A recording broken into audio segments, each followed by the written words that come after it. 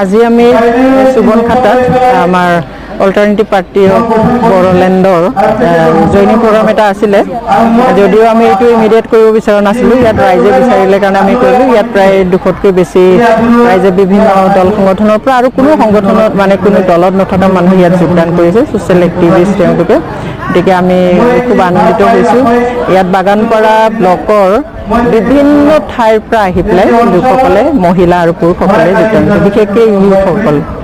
আমি অলৰেডি কৈ আহি আছোঁ যে আমি এটা দায়িত্ব ল'বলৈ ওলাইছোঁ আমাৰ যিটো মানে যিহৰ কাৰণে আমাৰ লোকসকলে যুঁজিছিলে ইমান বছৰে বছৰে আজি 60-70 বছৰে সংগ্ৰাম কৰিলে আমাৰ ৰাজনৈতিক অধিকাৰ আমাৰ অৰ্থনৈতিক অধিকাৰ আমাৰ ঐতিহাসিক অধিকাৰ এই সকলোবিলাক লৈ পেলাই যি আন্দোলন চলিছিলে সেই আন্দোলনৰ 3টাকৈ চুক্তি হৈ গ'ল এই 3টাকৈ চুক্তি হোৱাৰ পিছতো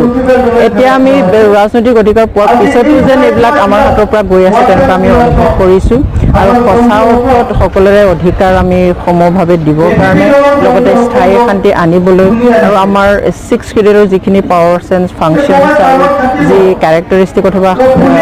বৈশিষ্ট্য সেইবিলাক আমি ৰক্ষণাবেক্ষণ দিবৰ কাৰণে লগতে আমাৰ নৱপ্ৰজন্মৰ ভৱিষ্যত আমি সুস্থিৰ ৰাজনীতি বাতাবৰণ এটা দি যাবৰ কাৰণে আমি এইটো গঠন কৰিছোঁ এটা বিকল্প দিছোঁ সকলোকে ডেফিনেটলি তো পাৰ্টি গঠন কৰিছোঁ যেতিয়া ইলেকশ্যনটো খেলা হ'ব কিন্তু কিমান সমষ্টিত খেলা হ'ব সেইটো বিষয়ে আমি আলোচনা কৰা নাই আমি অলপতে তাৰ ওপৰত বিতংগী আলোচনা কৰিম কিন্তু আমি এতিয়ালৈকে আলোচনা কৰা নাই আমি সদ্যহতে এই গোটেই জুন মাহটো আমি ডিষ্ট্ৰিক্ট ব্লক প্ৰাইমাৰী আৰু বুথ কমিটি গঠন কৰাত আমি জোৰ দিছোঁ আৰু এতিয়া প্ৰায় শেষ হৈ আহিছে তাৰপিছত আমি জুলাই মাহৰ পৰা নিৰ্বাচন কেন্দ্ৰিক আলোচনা আৰম্ভ কৰিম আজি ইয়াত 200তকৈও বেছি জইন হৈছে বিভিন্ন অঞ্চলৰ পৰা আহি পেলাই মহিলা পুৰুষ একেলগে জইন হৈছে আৰু ইয়াৰ ৰাইজেতো সেইটোকে কৈছে এতিয়া বিভিন্ন ঠাইৰ পৰা আহি জইন কৰিছে আৰু আজিৰ আগতো মই সেইখিনি ইনফৰমেশ্যন পাই আছোঁ যে ইয়াত যদি প্ৰাৰ্থী দিয়া যায় এপিবিৰ পৰা তেনেহ'লে নিশ্চয়কৈ ইয়াৰ পৰাই আমি জয়ী হৈ যাম সেইটো আমিতো এতিয়া ইণ্ডিপেণ্ডেণ্ট হিচাপে খেলিম আমি ৰেজিষ্টাৰ্ড এতিয়াও হোৱা নাই গতিকে